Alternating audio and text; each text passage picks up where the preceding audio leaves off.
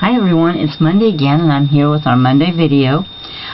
It's late, kind of about 2:30 in the afternoon, so I'm videotaping this late. Been behind the power curve today. I spent last night at Lucas Oil Stadium watching my Colts beat Denver, and I didn't have much of a voice earlier today, and from all the jumping up and down and screaming I did, I've been sore, so I'm moving slowly, but it was worth it. Anyway, here's what I'm doing. If you see some paint bottles sitting around me, it's because I'm painting a lot of ornaments, getting ready for some shows, and I'll show you. These are designed by Cindy Combs. Let me move this for a minute and show you. They're designed by Cindy Combs, and they're kind of fun. I'm not finished with them. I just wanted to kind of show you what I've been doing and why you might see a bunch of paint sitting around. And they are the Frosty Flutter Friend ornaments. And I'll show them to you again when I get them finished. But that's what's kind of sitting around me. But today, what I'm going to show you is, remember the pumpkin that I made out of Tim Holtz's fabric? That's right here.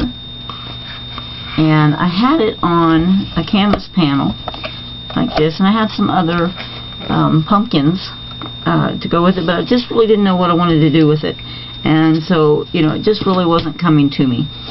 So, and then I had the 3 little pumpkins, and I ended up giving those 3 little pumpkins to my granddaughter Jaslyn for a project she was making, and I'll show you a picture of her with that in the blog. So I still had to figure out what to do with this. Also, it's close to Halloween, and I have lots of Halloween dies. I have the Rickety House, I have the Candlelight Fright, I have Crescent Moon and Stars, I have Bewitching Hour, and I have the Headstone. I have others, but these are the ones I used today. I also have the strip die that's called Halloween Shadows, and I have the new Cobwebs die. So what I did is I took some black cardstock and some yellow cardstock, and I started cutting out all of these dies. So I'm going to move these out of the way. Oh, and I also used the postage stamp frame die and some movers and shapers oval and square die. And I have a little bit of burlap. I'm not sure what I'm going to do with it yet. I decided to do something that I don't often do, and that's a layout. And I'm using the Steampunk Spells Graphics 45 paper.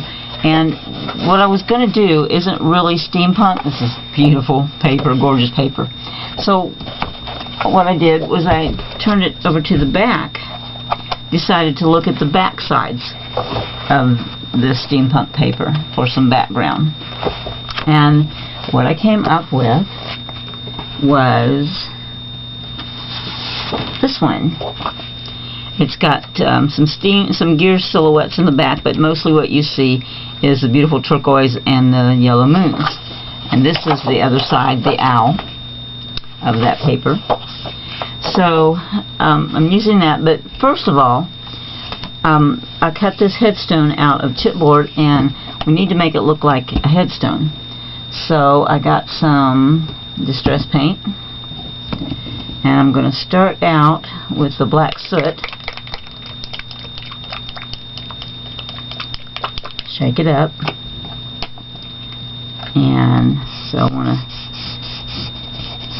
cover this.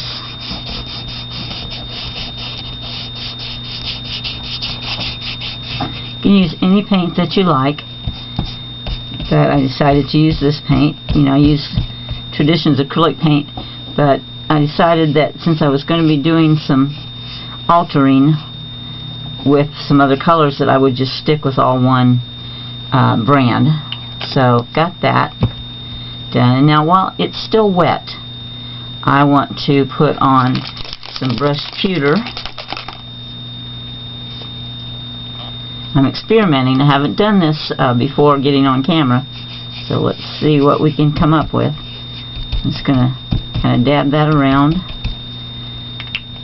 And I'm going to use the antique bronze as well.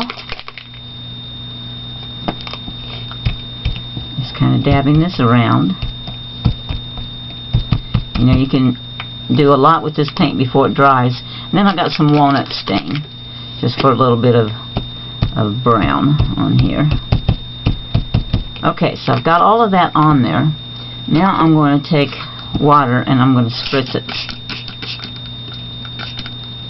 and let that all flow together.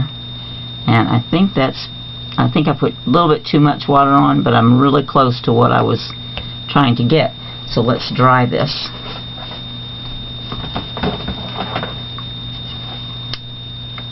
Oh, I'm unplugged.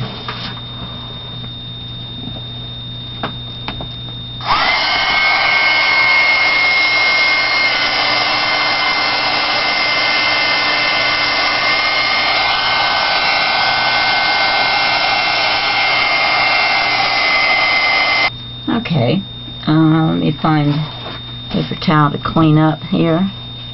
I'm not quite dry, I'm almost dry. I'm just going to dab a little bit to get the rest. So I think I want to put a little bit more antique bronze on. Yeah.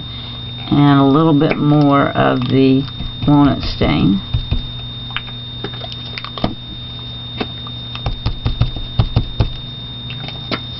Let's go ahead. I don't think, yeah. Okay. And just, there we go. Now, when I dry this, I'm also picking it up and moving it around so that I can get a really cool streaked effect. Okay, so now let's dry again. Ooh, I really like that.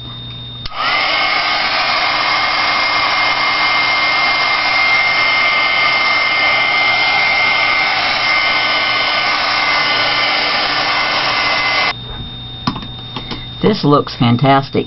You can see all those colors in it. You can still see the creases in it. It looks very old, very aged, and very stone-like. See if I can clean up a little bit.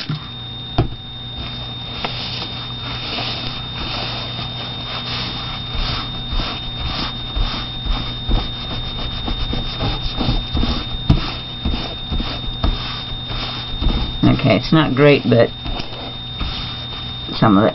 Okay, so, but you know me, I'm never satisfied, so I'm going to experiment a little bit more with some Fiero texture. This is made by Deco Art, and it's an iron-like texture, and it sparkles, and I have iron graphite in my hand, so it's a lot like the pewter, and I have iron brown in my hand also. So I'm just going to put my fingers in it, and it's pasty like, so I'm just going to put my fingers in it and rub it around a little bit here and there and get a little bit of this wrought iron texture. That looks great. Oh my goodness, I love this. Can't wait to show you a close-up. Okay, now I'm going to get into the iron brown. Put a little bit of it out here because I have too much on my finger.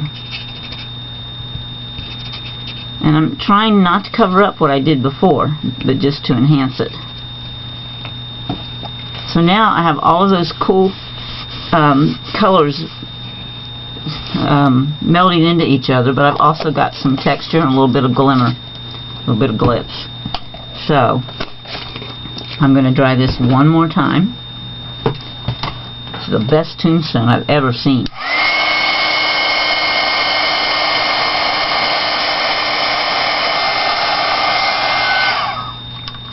Now I could put some crackle on there. See, I'm not sure if I have it. I don't know if I have it anywhere within reach. I think I don't. I've got a mess piled up here on my desk, and it's about 2 12 inches high, something like that.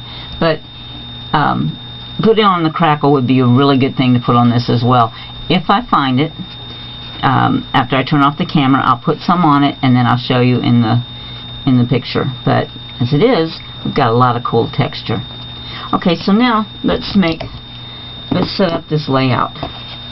Now you could do this in a frame or in a scrapbook album. So I'm using the Graphic 45 paper, the moon paper. I'm going to set this here. You can use this as is, or you can put a label on it, or even just use an Identipen or some black paint and put your family name on there, on the tombstone. Isn't that cool? And then I made the moon, so I thought it'd be cool to put the moon up here. Let's do like that maybe. And I have the witch, and I'm going to put her flying across the moon. Okay. And let's see. We need a place for a picture, so let's put this stamp frame here. And then I used, let's see, an older Graphic 45, the Alice in Wonderland Graphic 45 from Halloween in Wonderland from a couple of years ago. This one, and this is Jabberwocky. It's the back. That's the back of it. And I'm cut this out so that I could put that right there, and that could be for a picture. So then let's also cut out some cobwebs. So you could kind of put a cobweb anywhere you wanted to. You could put it there. You could put it here. So that's that page. And then the next page, I'm just going to set this right over top of it. We have our pumpkin, and I cut out an oval from that same Jabberwocky page, and you could put a picture right there. It's the stars from that Moon and Stars die. So maybe let's put this up here, and you can put your rickety house on. And wait, let's put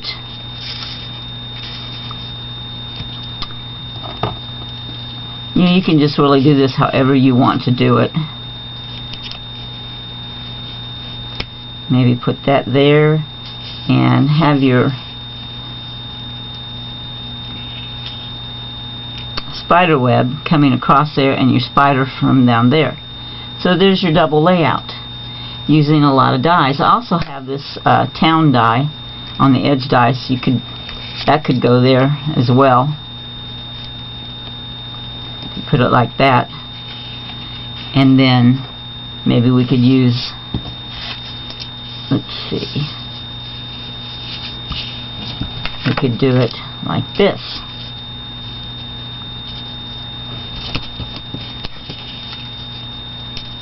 Like that for your page balance. So you can do pretty much anything, any kind of layout you want to, and then put your fun Halloween pictures in here. So I hope you liked my video today. I know it's kind of short and sweet, but here's something else you could maybe use as a signpost. But you guys have a good week, and I'll see you again next Monday. Bye.